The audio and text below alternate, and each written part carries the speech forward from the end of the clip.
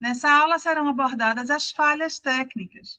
É importante pensar nesses aspectos porque pequenos ajustes na escrita podem aprimorar os atributos desejáveis para as questões de múltipla escolha. Essas falhas repercutem na validade, na confiabilidade e também no impacto educacional. Imaginem que o estudante está realizando uma prova com 20, 30, 50 ou até mais questões. E ele está num momento que exige atenção, memória, raciocínio.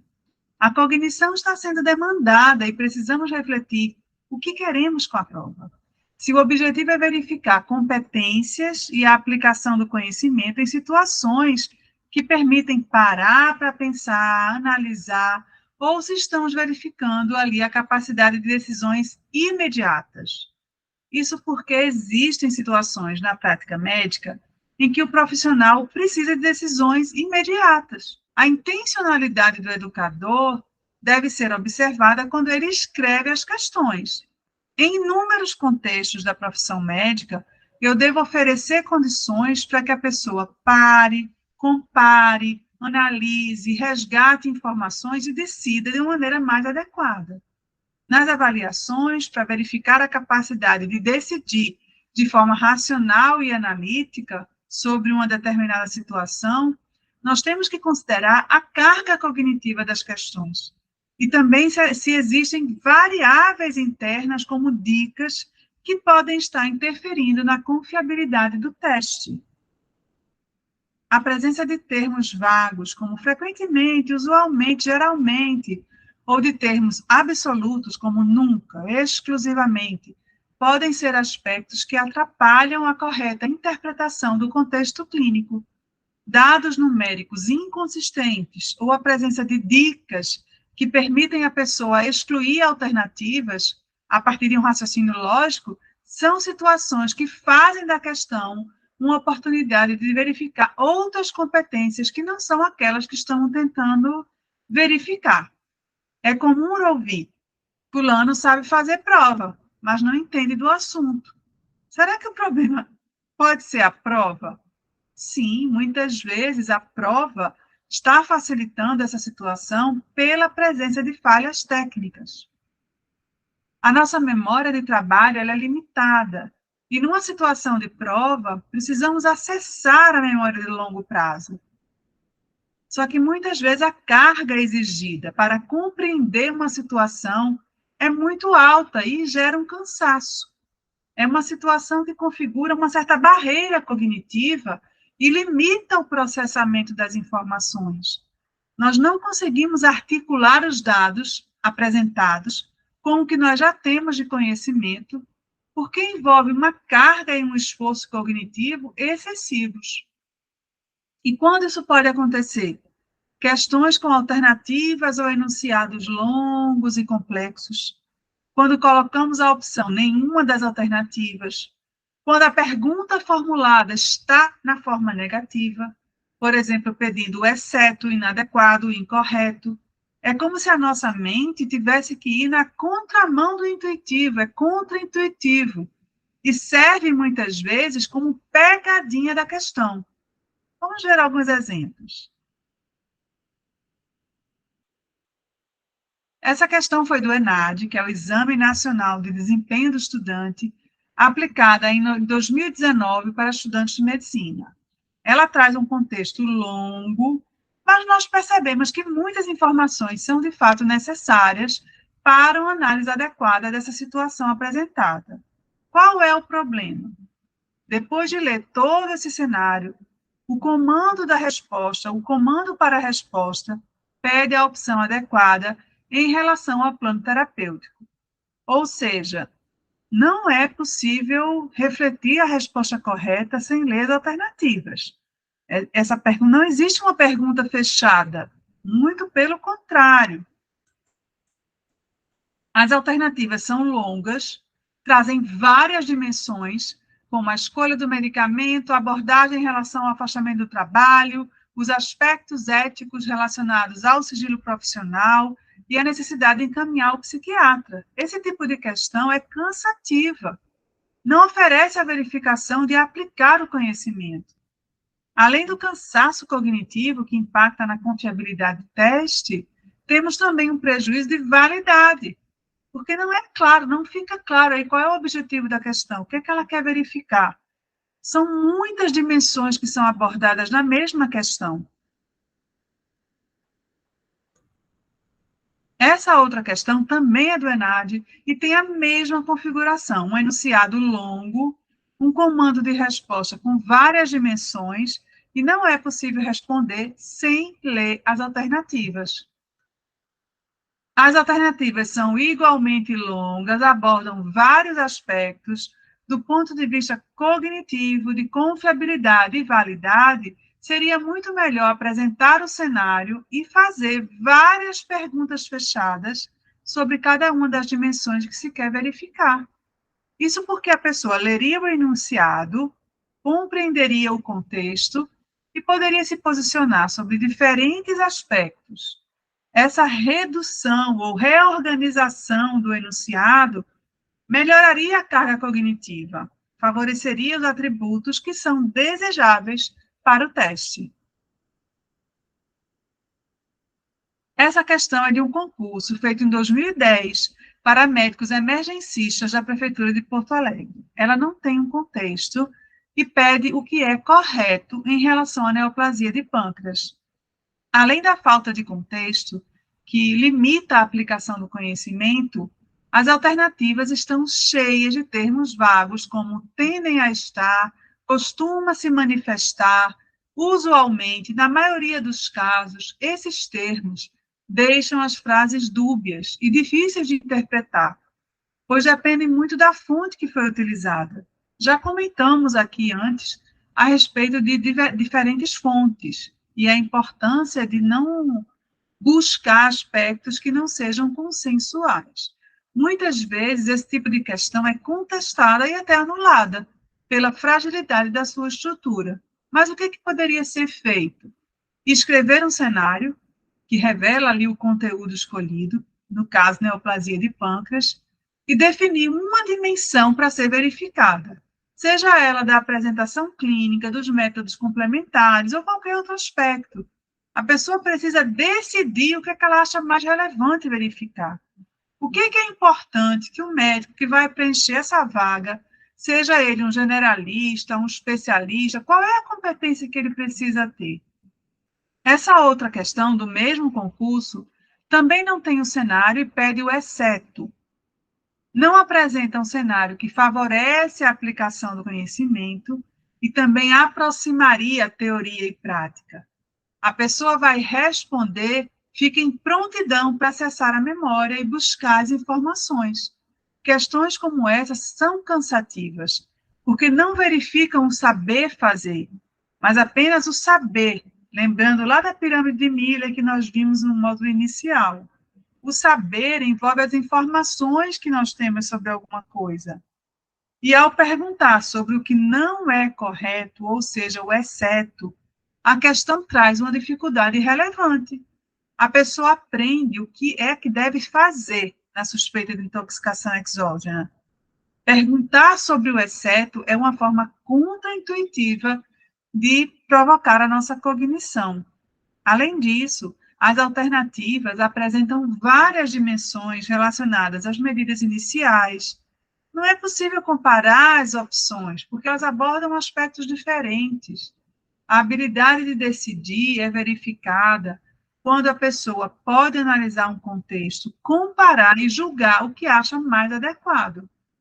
Outro ponto é que a resposta correta, nesse caso, precisa estar verdadeiramente errada, já que é o exceto, e não com erros pela metade ou com pegadinhas. No caso dessa questão, o gabarito traz como alternativa B, sendo a alternativa correta. Ou seja, não faz parte das medidas iniciais na abordagem de um paciente com intoxicação exógena a orientação da história médica detalhada, incluindo a história psiquiátrica prévia, a história de alergias, a quantidade e a frequência de medicações em uso e a história de intoxicações prévias. Será que essa questão ela está verificando a competência do profissional para abordar uma intoxicação exógena? Avaliar, ela é difícil, não é uma tarefa fácil, mas nós precisamos aprimorar e refletir sobre a nossa intencionalidade. Essa prova, ela está selecionando profissionais para atuar na emergência. Existe uma responsabilidade da avaliação na qualidade e na competência desse profissional nessa seleção. Se eu quero a competência de quem identifica pegadinhas, sabe fazer provas, ou eu quero profissionais capazes de atuar com segurança e conhecimento técnico nas situações que são comuns e que ele vai enfrentar. Essa outra questão é de um concurso para médicos aplicado em Minas Gerais, no ano de 2019. Indaga sobre as condições que não devem ser consideradas para determinar se o RN tem boa vitalidade. Todas as alternativas estão na forma interrogativa. Para raciocinar, a pessoa precisa ficar atenta ao sentido da frase e não no conteúdo que está sendo perguntado. É uma dificuldade relevante. Termos negativos podem confundir. Por que utilizar esses termos negativos? É como se eu estivesse colocando pedrinhas no caminho para ver se a pessoa sabe desviar ou se ela vai tropeçar. Então eu pergunto, é isso mesmo que nós queremos verificar? Se é isso, se é intencional, ok. Vamos verificar a competência para fugir de pegadinhas da prova. Não deixa de ser uma competência. Mas merece a reflexão se esse formato deve ser utilizado para selecionar médicos que vão atuar no sistema de saúde municipal. Definir essas competências que são necessárias deve ser parte de todo o processo avaliativo. Isso é descrito no blueprint, quando selecionamos os conteúdos, os contextos, os tipos de questões, a dificuldade e todos os aspectos que podem ser planejados. Uma seleção de concurso deve identificar quais são as demandas do profissional, qual é a realidade que ele vai enfrentar, quais são as dificuldades atuais enfrentadas pelo município que esse perfil do profissional vai ser capaz de contribuir resolvendo problemas, servindo a sociedade com eficiência. Todas essas reflexões envolvem a avaliação e as questões de prova. Essa outra questão do mesmo concurso pede o exceto. Observem que a alternativa correta, que nesse caso está no gabarito como B, difere da alternativa A apenas pela palavra não. Quem vai fazer a prova pode excluir as demais alternativas pelo raciocínio lógico. É uma situação em que a própria questão, da forma como ela está escrita, está oferecendo dicas para a resposta. Essa é uma questão do concurso do Instituto Federal de Pernambuco, aplicada em 2016 para selecionar médicos. O enunciado apresenta um contexto realístico, relevante e que envolve uma mulher com déficit neurológico de início súbito. Não foi formulada uma pergunta fechada e a questão indaga o que é falso em relação ao caso. Apresenta 5 alternativas que são assimétricas em relação ao tamanho e também às dimensões. E é interessante comentar que uma das alternativas, a C, traz uma frase negativa, ou seja, a pessoa tem que selecionar o que é falso e analisar uma frase que tem também o sentido negativo. É um duplo sentido negativo. A mente fica confusa. A pessoa precisa ler mais de uma vez para se certificar se está tendo ali o raciocínio correto. Isso é uma dificuldade relevante para verificar se a pessoa sabe aplicar o conhecimento e abordar esse cenário. Além disso, as alternativas são longas e abordam várias dimensões. A falta de uma pergunta fechada, direcionada para a dimensão que se considera mais relevante, torna a questão frágil do ponto de vista de validade e confiabilidade. O cenário é rico, realístico, e a pergunta precisaria direcionar a questão para o aspecto considerado mais relevante, que pode ser a decisão sobre o tratamento, a abordagem da pressão arterial, a investigação complementar. É preciso que a pergunta tenha um foco claro e que revele a competência esperada nesse concurso pelo profissional que precisa ser selecionado. Essa questão ilustra uma situação na qual as alternativas apresentam dados inconsistentes. 75% ou 90%, os dois são acima de 50%. Outro aspecto que é oportuno comentar é que a probabilidade discutida no enunciado é difícil de definir com essa exatidão, considerando as variáveis que envolvem aí esse contexto. Isso torna a questão pouco realística e distante da prática clínica e das decisões a serem tomadas pelo profissional nessa situação. Você já viu questões nas quais uma das alternativas é nenhuma das alternativas, nenhuma das respostas anteriores? Ou outra frase aí com um sentido semelhante? Infelizmente, essa situação é comum e configura uma falha técnica nas questões de múltipla escolha. Essas duas questões do mesmo concurso, numa seleção para médicos feita pelo município de Milagres, no Ceará, mostra esse tipo de questão. Colocar a opção NDR ou nenhuma das respostas é problemático quando queremos que as questões estimulem a análise e o julgamento. O objetivo é verificar se quem está respondendo sabe identificar a opção mais adequada, porque, a princípio, todas as alternativas deveriam ser plausíveis.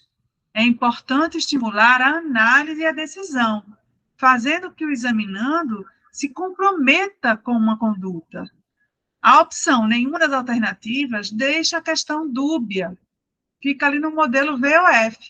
Imagina que existem duas alternativas plausíveis e a pessoa interpreta que as duas podem ser adequadas, mas decide pela NDR porque conclui que nenhuma alternativa seria correta, já que as duas são plausíveis. Essa seria uma linha de raciocínio. Mas o estudante também pode interpretar que não há uma opção que seja destacada de outra, porque todas são plausíveis, ele escolhe ali a NDR. Ou seja a linha de raciocínio que for, eu não estou verificando o que de fato essa pessoa sabe, e se ela aplica o conhecimento de maneira correta. Quando a pergunta ela permite várias linhas de raciocínio e não tem uma assertividade, fica dúbia. Pode ser uma falha técnica da questão. Essa aula sobre as falhas técnicas pode guiar a revisão das questões, refletindo sobre ajustes que podem melhorar os atributos desejáveis com as questões de múltipla escolha.